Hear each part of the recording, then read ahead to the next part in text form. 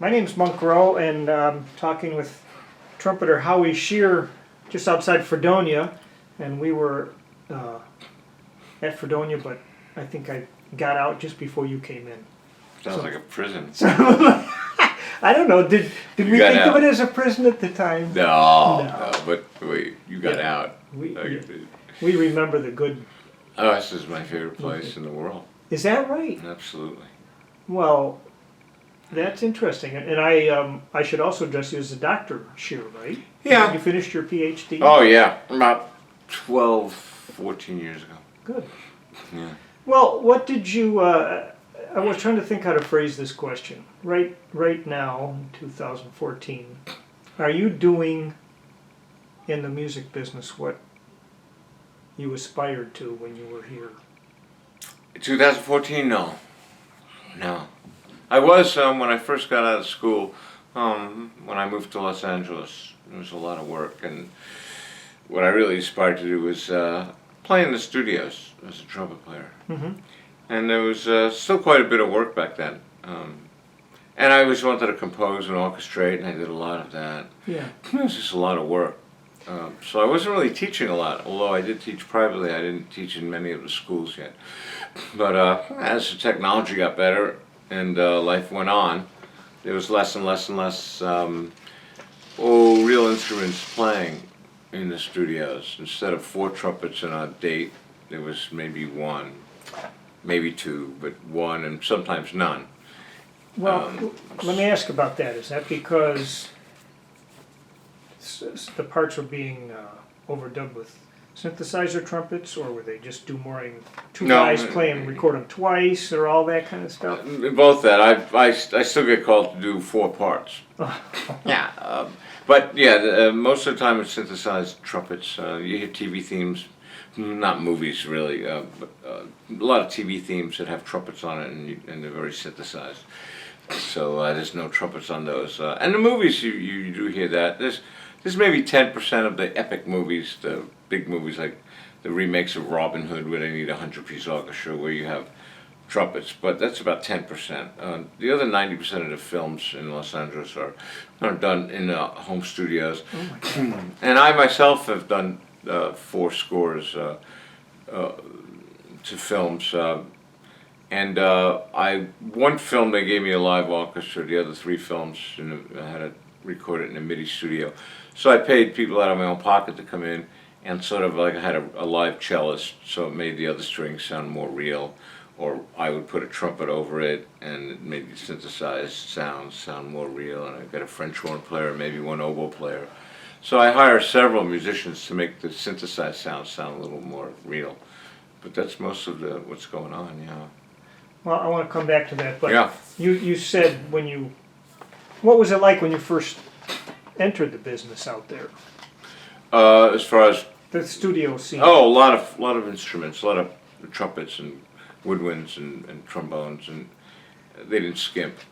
And so you would get a phone call, and what kind of information would they give you? No, they didn't need to say it's a jingle or a TV show or a movie. They would specify, and they would say, it's you and 3 other trumpets and maybe 4 bones and 30 strings or 10 strings or full orchestra. They would tell me what kind of work it was and the equipment I needed, if I needed a flugelhorn, if I needed mutes and things like that. I would just bring that anyway. And who is it that makes that call? Well, back then you had a service. So you sign up and you pay a nominal fee. And they would call you up and say, well, I have a date for you at Paramount or whatever studio it was, Evergreen or whichever studio. And they would say it starts at 9, downbeat is 9 a.m. and it's a jingle for Burger King or some product or whatever, or some beer commercial, and they say it's a 3-hour call or it's a 6-hour call. Did you mention someone's name? You said someone named Lynn or somebody. Oh, I thought you said someone's name would call you. Okay. No, service. Okay, service. And is that the same person as the contractor? No, the contractor would give the list of the A-list. I see. And if someone couldn't make it, because it was a lot of work, and people's time would be, they would cross them off and call the next guy in line. And so they had an A list and a B list. And is there a price difference for what the A-list people make per hour? No, but if they really wanted for some reason, a famous person on, not a jingle, but maybe a live TV show, they would pay double or triple scale. Yeah, or if they really wanted an exceptional soloist to play a solo and back up a singer on her CD, well, album at that Yes. time, Okay. they would pay double, triple scale. But mostly everybody got just single scale. So in those days, if you were watching television or in your car on the radio and you heard a Burger King commercial, you might say, "Oh, that's me." Yeah, I walked in malls to go shopping, and I'm in a store, and I heard myself on a Barry Manilow album once, Yeah. and things like that, and I'm saying, "What? It sounds familiar. Oh, I just did that." You know, it's kind of surreal. I'll bet it is. Yeah, and exciting at the same time because it's really everything I ever wanted to do, is play in the studios, and I saw a big challenge in that. Did you? How much of that skill required can you attribute to Fredonia and/or Eastman? Oh, everything. There's nothing I saw. Let me see if I can phrase this correctly. There's no music I saw in the professional world that was as difficult as I saw in college. It's all easy after that. Because in college, don't forget, when you're selling soap, they don't want people listening to the music, so it can't be very difficult. That's a perfect way to put it. Yeah, sure. But it's yet it's still challenging to you to the player to get it right the first time because the contractor doesn't want to go like that. And go, We have to do another can't hire take for him that. again. Yeah. Although we do several takes. It's not as instant as one may make it out. We do get to rehearse it. We do get to play it several times, and it's pretty polished by the time we do it. Because we get called, it's a 3-hour call, whether we're there 3 minutes or 3 hours. Oh. Pays the same. After 3 hours, then it goes up. Okay. So they figure they have us. Let's get half a dozen takes or more in the book. Was most of it or in the wearing can. headphones and playing to something that was already recorded? Yeah, most times the rhythm section was on track already, so we wore phones and played to the click track. It's called. Or that we had click and we also had drums. So if the drummer wore a click track, he'd be right with it. So it didn't matter which we listened to. Sometimes the click track would be annoying because it's just a click click. It would be a metronome. So we asked to shut the click off and we played to drums. Yeah. Yeah, and that's most of it. Some of it was live, but they want to get it perfectly. So, I did a TV show, like an award show, which I did a lot of award shows. And you see the guy, going to commercial, and that's a lot of pre-record, so we're not even playing. Sometimes we are, but a lot of times it was pre-recorded, so it's perfect. They didn't want instruments making mistakes on air, as it were. Like, give me an example. What kind of show would that have been? Well, I did just so many things. The American Film Institute Awards, where they honor somebody every year for their work, like Jack Lemmon I did, and people like that.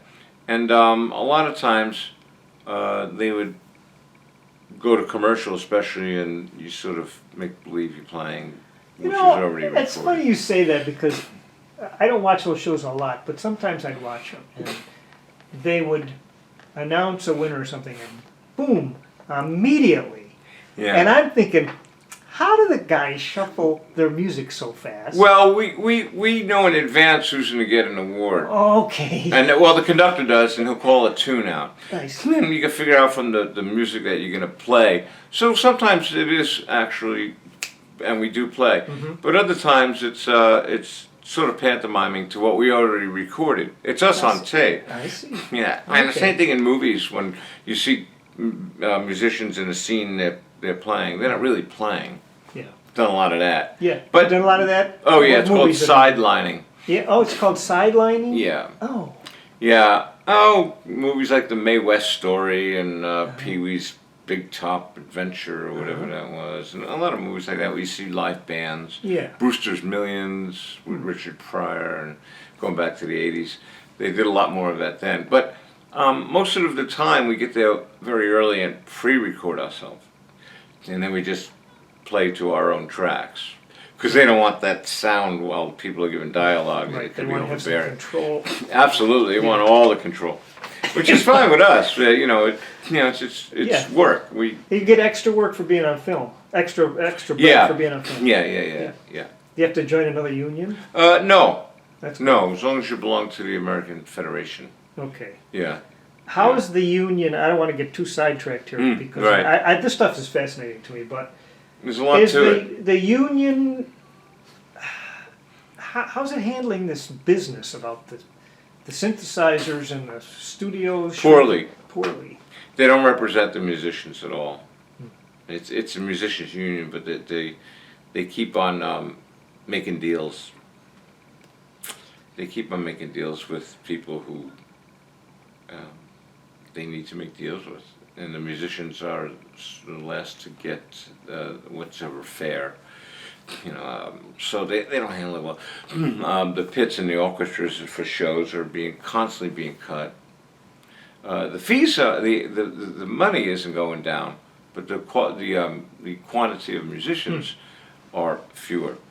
And so instead of back in the 80s when I was doing some shows in the theater district in Los Angeles, we had 15 strings. Now we got 2 keyboards and maybe 4 strings. Yeah. Then we have 2 woodwind players playing 15 woodwind instruments. Yeah. And it's 1 or 2 trumpets instead of 4. I mean, yeah, a lot has happened, and it didn't start in the 80s. It started in the 60s. As the years went on, the music, the number of musicians would dwindle. So, and the union really doesn't stand up for you very much. Don't you wish that the audience would stand up and say, Well, "I want an ultimately, yes. orchestra"? Yeah, but they don't know. It They sounds don't. big. They turn up the bass and they turn up the keyboard, and it sounds big, and the audience is fulfilled. It is stunning because Yeah. we have Broadway theater tickets, or we did in Utica, and I had second row seats, and I could always look down. Oh my God, there's like 6 people down there, Exactly. and the technology. It's very truncated. It's just so perfect that you almost say to yourself, well, you might as well just have nobody. I mean, I don't mean that, but Well, boy, it's just- going there because yeah. the synthesizers could duplicate strings beautifully, so they don't need strings. They might need a couple horns here and there, trumpet, trombone, French horn, woodwinds, because the synthesizers aren't really perfect in duplicating the breath that you need to play an instrument like that. So it can sound a little squirrely, but strings sound beautiful on synthesizers, and Yeah. there's hardly anybody down there anymore. Yeah. Yeah. I can't remember the last time I saw string players in those pits. Yeah. Does it exactly. irk you to have to do that when you were doing those scores? To do what you had described earlier. You have a cello player come in. To When I beef was writing things the up. scores? Well, It's just reality. absolutely, yeah. The first movie I did, they're all, I'm not in the big movie thing yet because it's just very difficult to get in, but the movies I have done are good movies. They're known as B movies. Mm-hmm. In the very first one, they got me actually 40 strings and about 12 other people, woodwinds, French horns, percussion, that kind of thing. So they did pay, the producers, and then I did MIDI stuff, and I was just fortunate enough, I know the greatest musicians in Los Angeles because I've lived there so long, so I could call up a really good oboe player, and yes, you feel you feel good that you could do that, but then you feel bad that you can't hire 4 trumpets and give people work. My favorite thing to do is give people work. I love giving people work. I love contracting a gig, and I can say, okay, I need you on this and you on that and you on this, and it just it fills me. Yeah. Because I know Well, what you it is used- to get called for Yes, work. you used to be on the other end of Yeah, that. absolutely. Yeah. So I wish I could do that more. Mm-hmm. But you know going in when you're scoring the film that you are going to have maybe half a dozen live players to sweeten it up. Now, most film scores or composers don't even do that. They just go completely with synthesizers. And Are you a keyboard player also? I could get around. You know, I don't play classical music like Mozart, and because I wasn't trained like that. But I could certainly. I play what's called a ranger's piano. I love that term. Yeah. So I could get around. Yeah. I could. Yeah. Yeah. Because I was wondering, well, how do you write? How did you write for the film if you're not a real? Well, I don't think it's necessary. I could write for a film. The last film I did I took a DVD player to a coffee shop, and I watched the film and I scored it in a coffee shop. I hear it in my head. I gather the melodic material at home, and I just write down the melodies I want in certain parts of the film, and then I just score it in my head. I know how it's going to sound. Using Finale or Sibelius or one of those things, or just No, I go home, and after my favorite process is score paper and a pencil. yeah. I'm really, that's how I learn. So I do that, and then I transfer it to Sibelius. Okay. Because I'm very proficient in Sibelius now, Okay. music program. So I score it in my head in a coffee shop, or I could do it right to Sibelius if I want. But I like the 3D. I Yeah. like to get my hands Yeah. filled with pencil smell. Whatever that. I know. I just returned to that a couple of weeks ago, and I said, "This feels good. Yeah, These notes seem to mean more." It's 3-dimensional, And then I go home and transfer it. But so I don't really use any sort of tools to orchestrate. I kind of look at the scene and I try to put forth the emotions that they want from that scene, and I can hear it in my head, and then I score it. And at what point do you run it by whoever can say yes or no before you get too far into it? No point could they really hear it, because I tell them, I mean, they can hear it if they want to, but they usually just leave it up to me for the session, because if they hear it on on my computer, it's just going to sound like a bunch of noise to them. They're not going to really hear the real instruments, how they're going to sound. They're just going to hear a cheap imitation of how it's going to sound. And it's a lot of trust involved. Oh, there's major composers that have scored major films that had their scores thrown out by the producers after the movie, before the movie was released, obviously, but after the recording session, they just didn't like it. And they would hire another composer to sit and, so they have money though. These producers have money. Yeah. They're They're probably insured for that. probably so. There you go. Who are your favorite film scorer people? Oh gosh, well, Max Steiner from the early days of film was one of the greats. I think Bernard Herrmann, who did a lot of he did Psycho. Everybody knows Psycho, and he really changed the way, especially strings are scored in films. Yeah. And Bernard Herrmann, he did a lot of the Twilight Zones early on, and then he did many of the Hitchcock films. I think he died in 1974, I believe. I think Taxi Driver was his last film, but he also did the original Cape Fear back in the 40s. And the score was so great to that when they redid it with De Niro, they kept the score. They just reworked it. They said, didn't know that. they said it can't be better than that. We can't get anybody to.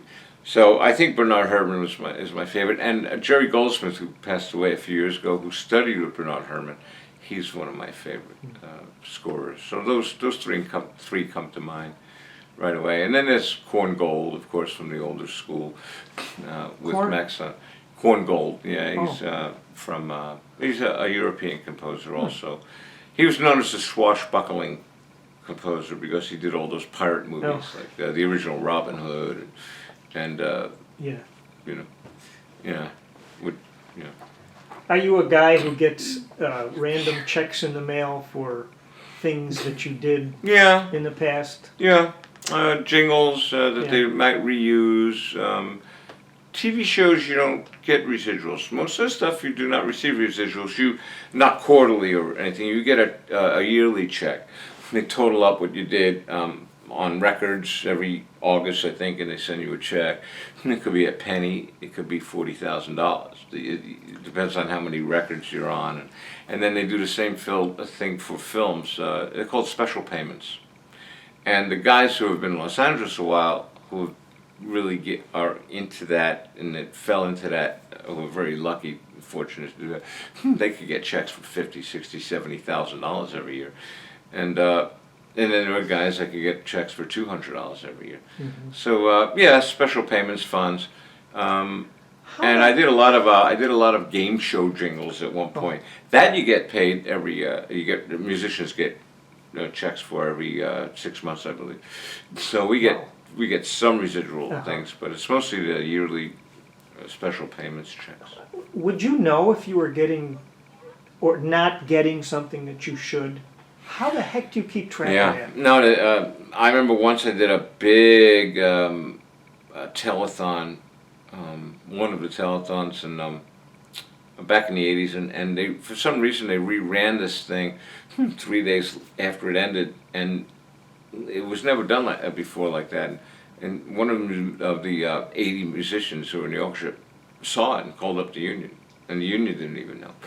So they got on it, and we got paid 100% again.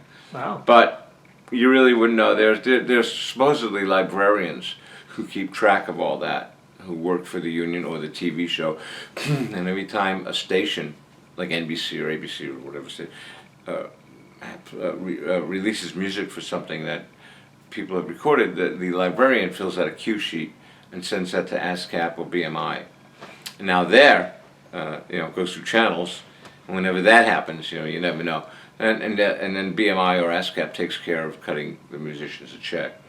But things could go over their heads at, the librarians, and they might not submit something.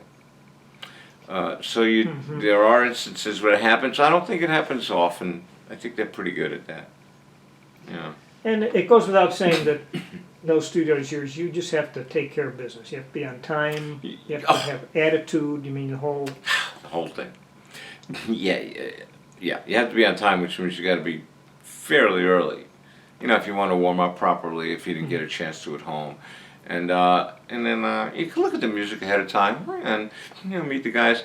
My favorite thing to do is still playing, even though I like to orchestrate, because orchestrating and composing is a very lonely life. You sit at home, or if you have an office and there's no one to, it's eerily quiet, and I don't like that. I like a little chatter.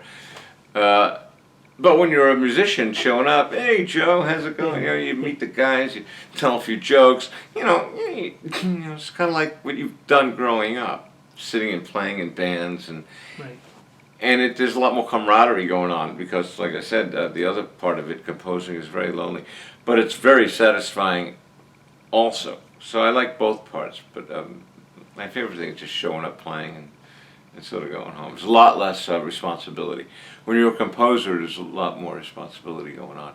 And I'm a responsible person, so that part doesn't bother me. But yeah, you have to plan. You have to plan. Did you, in the heyday, did you see some student musicians trying to, make two dates at basically the same time, play the system? Oh yeah, absolutely. And I myself did that in case one gets canceled or one gets pushed back in 2, 3, 4 hours, and you could always cover yourself because there's always somebody good that could substitute for you in something. You call the contractor up and say, so and so, I'm sorry, I can't. Something happened. I can't make this particular session, but I have a great sub coming in. Or you try not to do that because you don't want the contractor getting upset because he wanted you. So the big guys could do that. When I talk to big guys, when I first got to town, the big guys, Who were the big guys? And trumpet? Yeah. Chuck Finley. Yeah. Jerry Hay, Gary Grant. They did a lot of the Michael Jackson stuff and the Quincy Jones stuff with Michael Jackson. That was a big section. And they were, Malcolm McNabb is the movie guy in L.A. There's a lot of players that have been in the scene way before I got there. And if for some reason they couldn't make something because something came up, they would still get called again. You know, but if I, as a young guy, walked in town, got called for something and I couldn't make it, and I called up the contractor and told him that he might be a little bothered, and he would either say, "Well, I'll get somebody," and you may not hear from them again. It's a tough call, you know, to overbook yourself. I had guys tell me that they had to be wary about going on the road, even if it was a good deal, because by the time you got back, yeah, out of sight, out of mind. So I would never tell people I was out for a week or a month or 6 months. When I was out of town for long periods of time, which I don't do anymore, there were no cell phones. So now you don't ever have to tell anybody you left town. You just get the call, and you could be in Ames, Iowa, and say, "Yeah, I'm around the corner, but I can't meet you now because and then you fly home. When I was doing the Joan Rivers show, I was the musical arranger for the Joan Rivers late night show, and I would get called to do 2, 3, 4 week things in Lake Tahoe or Reno, the show I was affiliated with, and I wouldn't tell the Joan Rivers show. I flew up. I did the show in Tahoe, Reno, and I'd sometimes every day during the day fly in, do the hand in music, and then get a sub for my Reno or Tahoe show for 3 or 4 days, because I played in the band too, and then I was doing double duty, and didn't have a phone really, you know, and so but I would make sure that neither would know I was out of town. So you're doing a lot of juggling, because you didn't learn that at Fredonia, or maybe you did. Which party to go to? Yeah, right. Yeah, but so you learn how to do that as long as you're covering yourself. Yeah. And the show in Reno and Tahoe was not a big deal, and there's plenty of musicians in those towns that needed to work. Yeah. But I would never turn down the Joan Rivers show to stay in Reno, but I would always get a sub for Reno for 3, 4 days and come back to LA, and I was flying back and forth for a long time. It was kind of fun because I was in my early 30s and I had a lot of energy, and it was kind of nice living that lifestyle, never knowing where I'd be on a given day or night. It was fun. What was she like to work for? She was wonderful. She was wonderful. Yeah. Unfortunately, it only lasted a year. It should have still been on. It would have at this point. It would have been on over 30 years at this point. Big group too, huh? Yeah, it was like an 18-piece big band. Wow. Yeah, and I got to write. I wrote 98% of the material. Yeah, Man. Nothing pre-recorded. Played everything live, and it was live to everywhere in the country except in LA where they pre-recorded it. So I got to play on the show. Then I went home and watched it to see if I, could improve something or other. Cool. So it was kind of a fun gig. But she was a great person to work for. Yeah. Yeah. And you took an early detour from the studios to go with Woody Herman. Yeah, that happened early on when I moved to Los Angeles. So I didn't really, although I did do some studio work right away in LA. I turned it down when they first called me. I'll never forget it. It was in the evening and I had to play a gig. And so during the gig I said, I should take that Woody Herman thing. Not that I needed to move out of town, but I think it's a big deal because he called me to play first trumpet, lead trumpet. And the lineage of lead trumpet players that Woody's had through the years is just extraordinary, and to be a part of that list. And back then it was sort of a rite of passage. If you had that on your resume, people would sort of, oh, wow, I will have this thing come out up in the studios. And, it was a big deal. If I got called to play second or third with Woody, I probably wouldn't have done it. Not to be an elitist or anything, and believe me, I'm not. But it's a very important chair to play. So I took it and I did it for a couple of years, and then got off the road. Boy, when I was here, that kind of thing, the jazz guys, that was our goal. There wasn't that many big bands left, but boy, we just. Absolutely. Oh God, if we could go with Buddy Rich or absolutely. Stan Kenton came here and you just thought that's what we want to do. Exactly. Yeah, and the big band, the big band I really always wanted to play was Woody. Thad Jones too, which I ended up playing with in New York when I got out of Eastman. I lived with my folks in New York for one more year to study trumpet, and then I moved to LA. And that year I was on. Well, it was mostly Mel's band. Mel's at that point, Mel Lewis's band. Thad was already in Sweden or somewhere living. Yeah. So that was the other great band I wanted to play with. And Do you happen to know why he Thad? picked up and left? No, I guess he had it. He had it from New York all those years. Yeah. It's he just maybe wanted to live an easier life. Yeah. And in Europe, they have all those radio orchestras, so you could get your music played every day, and you could. There's a lot of opportunity. I love jazz there, much more than I think the United States. Although Thad did live in New York, which is the thriving city for jazz, I think, in this country. Still. I assume when you were with Woody Herman, maybe the travel had improved some, or was it still? Well, they treated us a little better on Woody Herman's band than the other bands like Glenn Miller and Tommy Dorsey, which were known as ghost bands because the leader had died, but they had to sleep on the bus a lot. That's where Woody's band we never had to sleep on the bus. They would always be a hotel. You wouldn't make a lot of money at all. I hardly saved any money in those 2 years. So going in that you're not going to make a lot of money. You better do it for the love of it and opportunities that might arise later on. And 3 months before I got off the band, I played the retirement party for Beverly Sills on the opera singer. On the side of Lincoln Center, they put up this giant tent with chefs and everything. There was a guy that was listening to the band, because not too many people were listening, they were eating and chatting. And one guy and his wife were listening to the band, and he came up to me and talked to me, and we talked, and he said, when I got back to Los Angeles, give him a call. It turns out he was a very big composer of some big shows, and I fell into the scene right away because of that. Yeah, I just got lucky. So it's networking. It's one thing I didn't get a lot of information from is networking. When I was in school, it was all about playing. It wasn't about how to conduct yourself, although at that point you should know how to conduct yourself. But you have to know where to hang out and meet the right people and say the right things and have the right equipment, and all that stuff was not taught.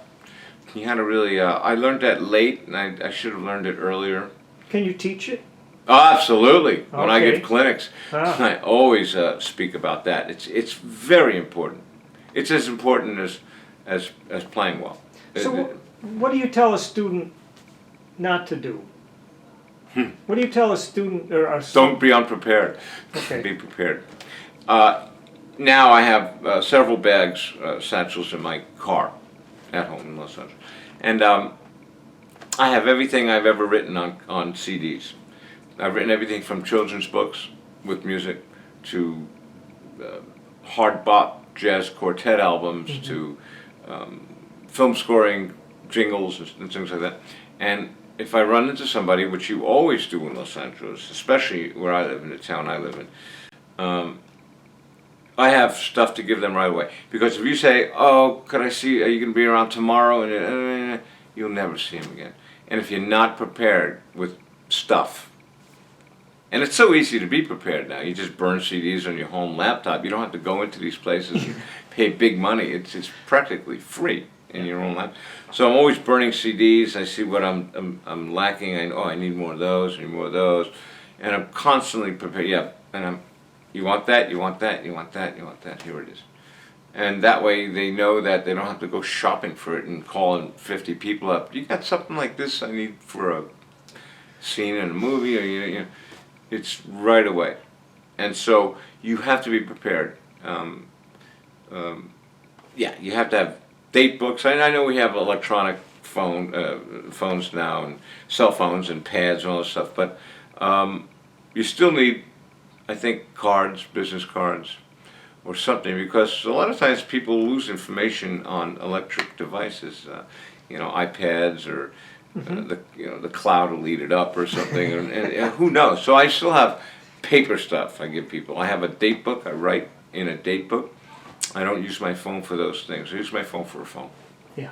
Yeah. probably our generation, I suppose. We don't want to let go of that. Well, little I've Bible. noticed, I got a lot of students that are in college. I teach at several universities, and I teach privately, and they're constantly forgetting things. I still don't forget anything, and yet they have all the devices, and they know how to use them as well as anybody, and they're still forgetting things.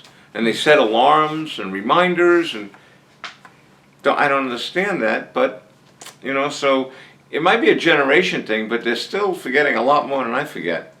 And I write it down with a pencil and my date book. I go, okay, yeah. So I don't know, but you just got to be prepared with everything that you need for the business of music. And I also have a motto: don't turn anything down. If someone comes up to me, which has happened, a parent, and says, my child is playing cello, could you teach cello?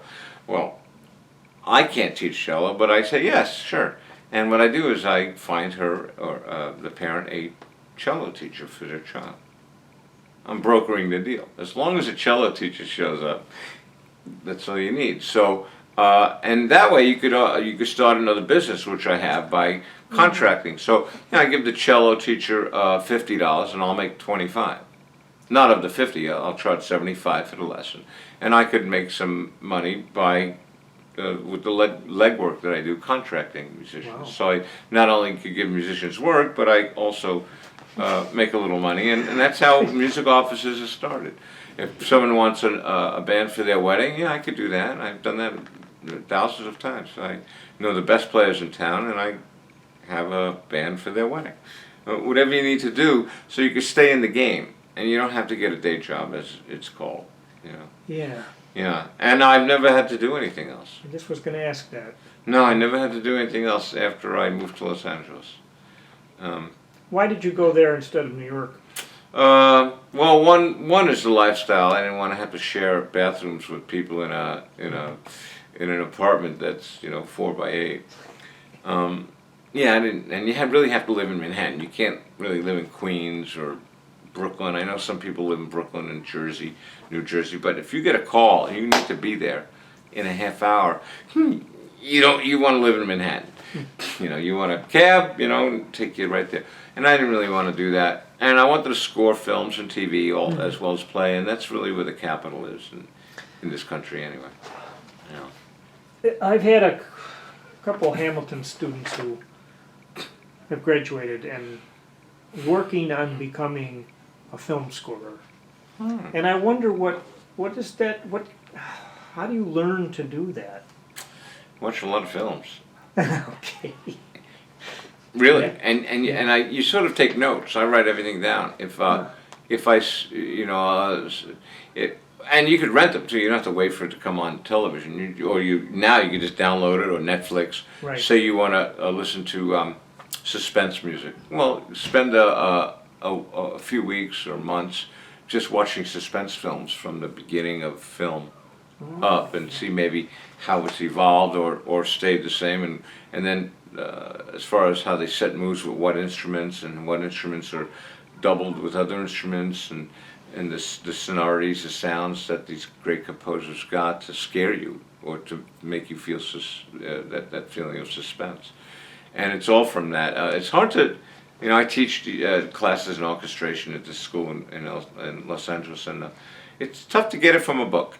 That stuff, you can't get really from a book. You can learn ranges and how the instruments sound, because they have a lot of recordings of you could buy a Mozart French horn concerto and a CD and listen to the French horn, how it sounds. But as far as understanding how to get certain sounds out of instruments, coupled with other instruments to give you a sense of fear or suspense or happiness or whatever, you just have to watch films. And whatever emotions are making you feel the way you do, it's probably going to translate that with everybody who's watching that film. And make notes, like have a book of suspense cues and what you've heard from it, and then when you have the opportunity to write some music, try it out. You could always hire musicians to read through music, because musicians always want to get together and play, and then go down to the union and just buy them lunch, buy a pizza, and they'll read through your music, and you could record that and see how it sounds, and there are many ways, but it's a very difficult thing to teach. When I teach orchestration, I don't say cello and clarinet is a wonderful combination for so-and-so. You have to, that's just my point of view. And I could cite movies where that happens, but they might not like that sound, so they have to figure out for themselves what they need to do to get that sense of feeling for whatever mood they want to be put in from a movie. Yeah, so you learn from all the old composers. A lot of them from the composers that I named. And that's what I did when I was in school and when I got out of school. I would sit down and watch a movie, and I would listen. Oh, I like that. That's a clarinet and a flute and half steps, and then there's a French horn with this ascending line to create tension, and I would write that down, and I might try that if that ever happens. Yeah, you learn from the greats.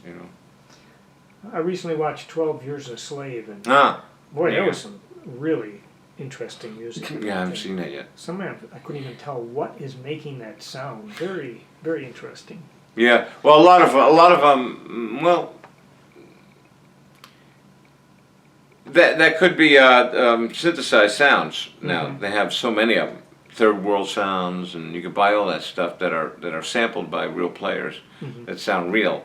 That's good news and bad news. It's great news for composers because but it's bad news for the musicians. And there's plenty of times where I had to play music in a studio that for singers, and knowing that the singers would not hire musicians anymore because they have a pre-recorded tape and they just for their act. How ironic, Exactly. I'm sort of replacing myself. I'm replacing myself, exactly. Yeah, and that's a big part of it because you're making a paycheck for that day. But if you didn't do it, somebody else would do it. Not that that's the right thing to do or the wrong thing to do. It's just a judgment call at the time. And there's a lot of things I've turned down in Los Angeles in my career because I felt it wasn't the correct thing to do. Stuck by my ethics. Can you think of an example? Well, yeah. I used to get called to play horn parts in the studio for particular singers, not famous singers, just singers. And it was very low pay, but it was early in the 80s, so it was, I could still pay my rent from the things I was doing. And then several years went by and it would stay the same, and several more years went by and it would stay the same, and then I asked for more money and never heard from that person again. And you got to expect that. You got to expect that because there's not a lot of solidarity among musicians. There are musicians I know that say, "Well, I'll just play for lunch. Just bring in some lunch in the studio and I'll do it."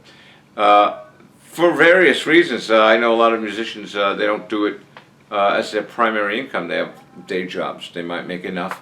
Like I know somebody who's a paralegal who plays an instrument, and he doesn't really care what he makes as a musician because he makes enough as a paralegal. And this is it's a big problem. Yeah. If you had a 3-hour jazz brunch gig in Los Angeles, what's the average musician get paid for something like that these days? Let me think back to the 70s. Same thing. You get hardly anything. Yeah, it might pay $30 a musician or $40. Now back in the 70s, that was about a quarter or a third of your rent. Now, if your rent's $1,000 instead of $150, now that gig should pay a third of your rent, which is $300 or something. But it still pays $30, $40. Most jazz gigs, doesn't matter if it's a brunch or a jazz club. Some jazz clubs you still get the door. Yeah, I think I was out there probably 15 years ago, and the baked potato or something. A baked potato, I live a couple miles down. Okay. And someone was You still saying get the door. They what? They get the door? They get the door. And it's not even the whole door. It's 80% of the door. So it's not enough that they don't pay you. They still want to cut a cut of the door. And so I used to play there, but no, I can't. I can't call musicians anymore, the kind that I want to play with, and say it's the door or it's $30 or it's $40. I just can't make that call. You know. Oh. Yeah, yeah. Well, I'm interested in. There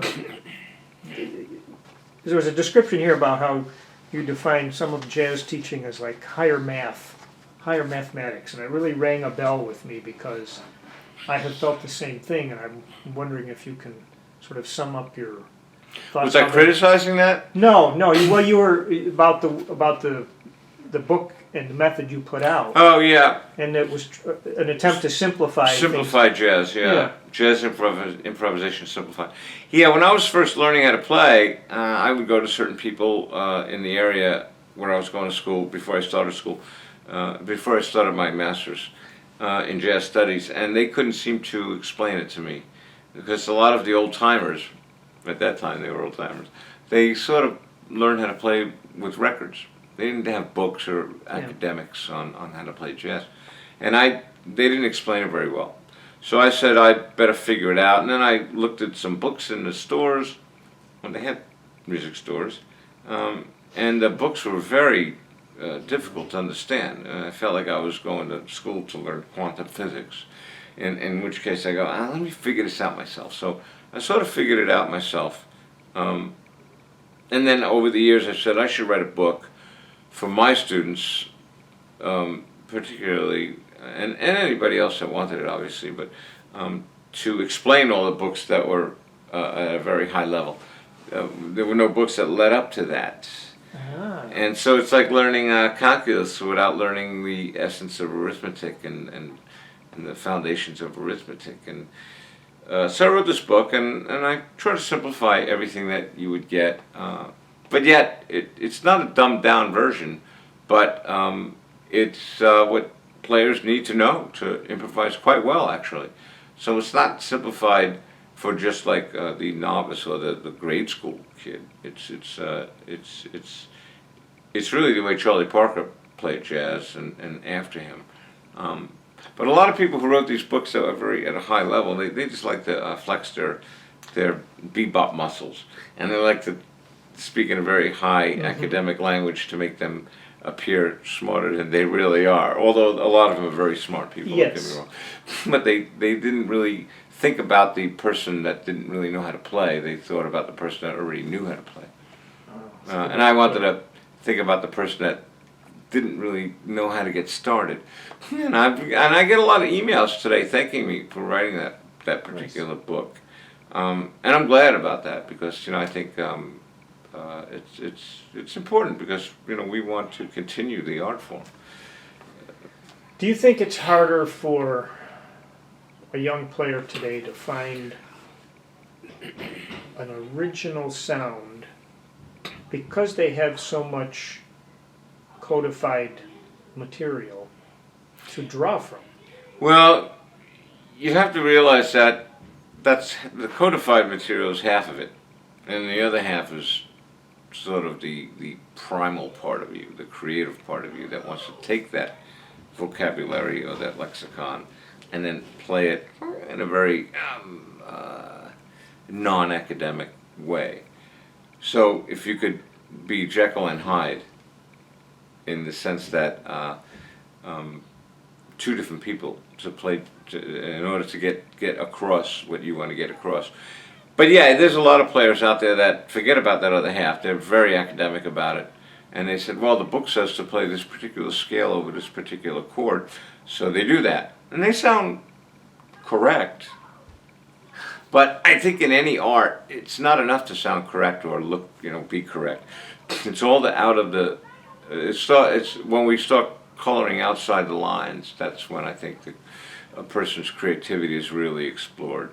And unless you do that, you'll always play correctly, but you won't necessarily be as creative as you should be, I think, in art.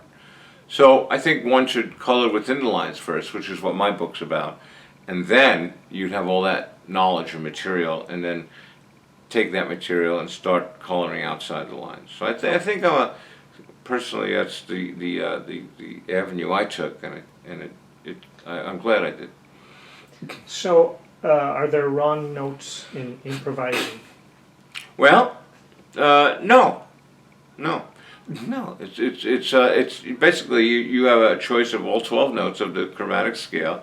It's a good thing we don't live in the Middle East where they have 48 notes and 96 notes, and I mean we think we have it difficult, but Europe and the Americas, and now in the Middle East where they have micro tunings, and India, it's got to be extremely difficult, and their minds are just rife with information. They used is.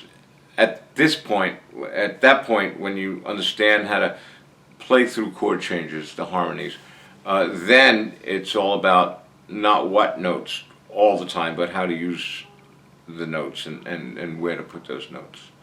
In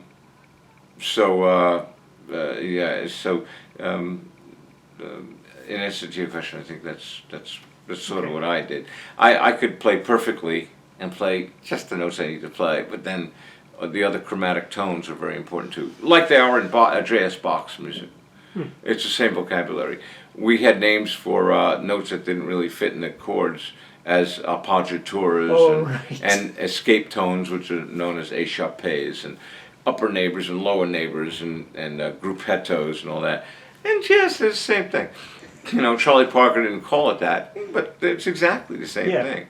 We call it after he played it. We Exactly. Yeah, and those are the colors of jazz. Those notes. It's like taking a black and white painting, which is sometimes beautiful, and then once in a while throwing some red, throw some blue, throw some green, and those are those notes that we might not be allowed to play, but we could make sense out of those notes. So it's how we play them and where we play them that really give you your composition, which it is a composition. Color. A jazz solo is a composition, spontaneous composition, but nevertheless composition. And sometimes we need more color. We need more, yeah. Well put. Yeah. I'm guessing you get this question on occasion, either from a student or maybe from their parents. Like, gee, do you think I should go into jazz as a career?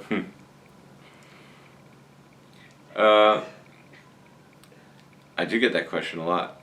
But I always say, yes, but you should be able to teach, you should be able to play, you should be able to compose, you should be able to orchestrate, you should be able to do almost anything you can in music in order to survive, and so you won't have to do anything else. If you just want to be a jazz player and nothing else, it's very difficult, very, very difficult. There's a couple of cities that only to choose from, and there's Europe, of course, and there's Asia, particularly Japan, and they love jazz in these places, and you could probably make a better living in Europe as in the United States. But if you're going to just be a jazz player, which I have a lot of friends that do want to do that, and they live day to day, month to month, year to year. Most parents don't want that for their child. Some parents say, well, whatever makes them happy is fine with me. So it depends on what you want out of life. If you want a family and a nice house and what the American dream used to be, or maybe still is, and you just want to play jazz for a living, I would say that that's extremely, extremely difficult. Yeah. If you look at some of the, it's hard to think of a player like a guy like Joe Lovano or Wilson. They all do other things that come along, Oh, absolutely. Yeah. I think the greatest thing I ever did was learn how to play jazz. 2 Augusts ago, I was in Paris for 2 weeks, and when they hear you play, wherever it might be, this particular place was Paris, you just make friends immediately because it's a language, and you might not speak French, but I happen to speak French, so I got along great speaking French. But if I didn't, it wouldn't matter because I speak jazz, and all these jazz people come out speak jazz, or they want to speak jazz and they love jazz. So you make friends right away, which means you always have a place to stay, and you always have a place to eat, and yeah, people think, and this was the case when I was on Woody Herman's band. We were in South America, and I didn't speak a word of Spanish in any dialect, and there was not a lot of English going on there. But these group of trumpet players, 10, 12, 15 of them, took me out to dinner every night and treated me so well, and I felt like I was at home. So it's a language that I learned how to speak, and it's basically an international language. Everybody knows it, speaks it, wants to learn it, and it's probably the single greatest thing I've ever learned. Plus, most of my students they want to learn how to play jazz. I have some classical students and some students in orchestration, private students, but by and large, most of my students, private students, want to learn how to play jazz, whether they're in 8th grade, or I have students in their 60s now and 50s who always wanted to do that, who are now kind of retiring so they could lose their job and then want to play jazz. And it's all about, and if I didn't learn how to play jazz, that would have been a big part of my income that I wouldn't have been able to do. So it's the best thing I ever did was learn. And I tapped into my own creativity. I think everybody's creative. And I think everybody needs to explore where they're creative. You know, if they just spend a little time seeking it out and asking themselves the right questions. Because as a classical player growing up, I didn't think I was very creative. I thought, okay, I was a good trumpet player and I could play that and I could play that, and I might teach music, and then I said, well, let me see if I could do this thing, you know. And then as I learned more and more, and I spoke the language of jazz better and better, I said, wow, I guess I have some creativity there.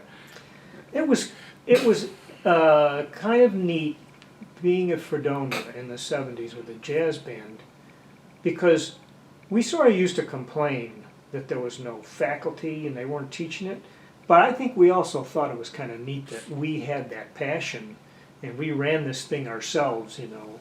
Absolutely. And it was a real love affair with the Absolutely, music.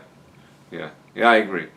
I didn't quite play. I played in the jazz ensemble at Fredonia, but I didn't. And I played some solos, but I was an ear player, and I didn't really know how to play chord changes. So I would. Yeah, I had good ears, and I had good feel, and I understood the sound of the language, but I was kind of not really speaking the language of bebop or hard bop or. Yeah. You know, until I got into Eastman and I had the time to pursue it as a major. Okay. I was still a classical player here. But yes, I agree. Having something student run, it's like owning your own dog instead of renting one. You really want to take care of it. And, yeah. So do all your contacts, do they know in Los Angeles that you're in Fredonia right now? No. Okay. No, I teach classes at this one school, music theory, orchestration. I told one of my classes, my orchestration classes, that I'm going to be out of town for a week, but I didn't tell my music theory class. Okay. But I did send a sub to teach it, so they don't have to know. Yeah. But my orchestration class, they're a group of composers. It's a required class, and they need to know how a composer lives his life. My music theory students don't really need to know that now. If they were in my composition classes, I would. And I say, okay, this is what I'm doing. You want to do this for a living. I don't need to be here. This wasn't a required thing for me. But yet I wanted to bring a new chart along that I wrote and see people that I used to know from a long time ago to see what they're doing. And it's networking for me, too. Mm-hmm. I used to, in the mid-'80s through the late '90s, I used to come back here to Fredonia once a year for 2-3 weeks. And one time I came back for 8 weeks as an artist in residence. Yeah. And it was a great time for me because I got to come to a place I really love to visit. And so my composition students know, because I felt like it was very necessary for them to know the, things you might have to do as a composer or an orchestrator. So they know. Good. Yeah. Well, I've enjoyed this conversation a lot. Yeah, me too. What's in the near future for you? Anything? Well, I go back. I teach, like I said, at several schools, and no studio things coming up. but they just pop up at the last minute anyway, because it's not like it used to be where they say, I better fill these chairs 2 weeks in advance, because now there's so many people that are out of work, musicians, that they could call if I can't make it, they'll make another call, and they'll make another call, and they'll make another call. God, where are all these graduates, these jazz graduates going? I know. Yeah, I know. There's not enough music being written for live musicians anymore. Mm-hmm. So what are they going to do as players or teachers? There are many musicians. Since my doctorate, I haven't been interviewed for one teaching job, even though I have several at universities. They just know me as a player and a writer out there, so they think of me for that. And they know I have a doctorate, but I didn't get these jobs I have because I have a doctorate. And because there are no full-time jobs around now.